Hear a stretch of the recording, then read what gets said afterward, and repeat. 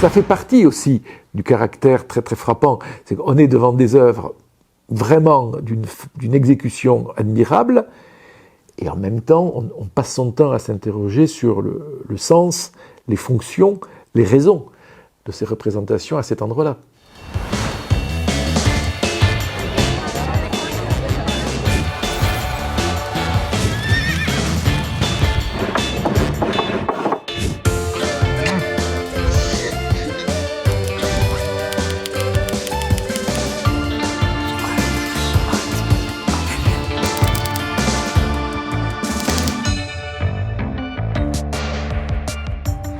Ce n'est pas une œuvre, c'est un ensemble qu'on connaît, qui est d'ailleurs très connu en réalité, sous le nom de grotte Chauvet, et qui offre à la fois des conditions de conservation parfaites et le plus bel ensemble, je crois, qu'il soit possible de voir, enfin que l'on connaisse aujourd'hui. Probablement on peut discuter par rapport à Lascaux ou à Altamira, mais dans les découvertes récentes, c'est de très loin ce qu'il y a de plus impressionnant.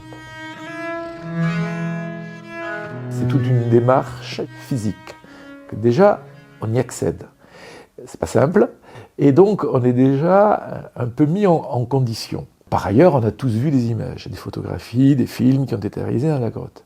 Et tout cela, quand on est à l'intérieur, disparaît. On se trouve confronté à un espace qui d'abord est immense. À côté, Lascaux, c'est une station de métro.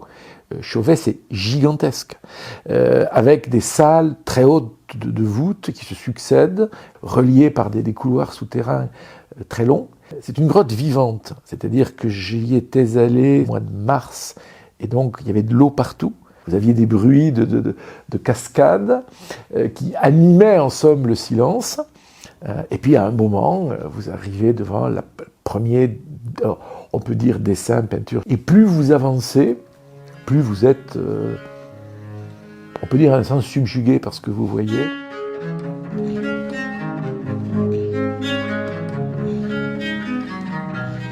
Vous avez clairement le sentiment que vous êtes devant des œuvres d'art qui ont été réalisées avec une idée, alors pas forcément d'art au sens où nous employons le mot sans d'ailleurs trop y penser aujourd'hui, mais avec un certain désir, on pourrait presque dire, de perfection. L'exemple le plus flagrant, c'est que vous avez le panneau des têtes de chevaux, dont les têtes sont vues de profil, donc elles sont un petit peu échelonnées dans la profondeur, ce qui déjà est intéressant au regard de l'histoire de la perspective. Et quand vous vous approchez de très près, vous vous rendez compte qu'il y a eu des gommages. Il y a eu un premier état du dessin, donc tracé au charbon de bois ou au manganèse, sur une pierre très claire, et puis sans doute celles ou ceux qui l'ont réalisé n'ont pas été pleinement satisfaits, et donc ça a été effacé légèrement, mais ça se voit quand même, et ça a été repris. C'est-à-dire que vous avez la sensation que vous êtes dans une véritable conversation artistique avec des êtres humains dont on est séparé par des dizaines de milliers d'années.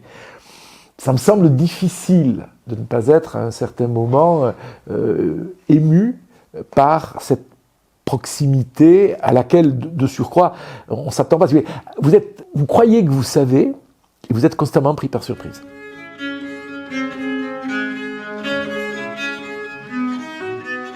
Il y a une justesse de trait, c'est absolument prodigieux. Il y a pas mal de rhinocéros, pas mal d'ours. Arriver d'un seul tracé à indiquer la forme de l'animal, évidemment, qui est immédiatement reconnaissable, son sexe, mâle ou femelle, son attitude, tout ça d'un trait. Et ce contour suffit.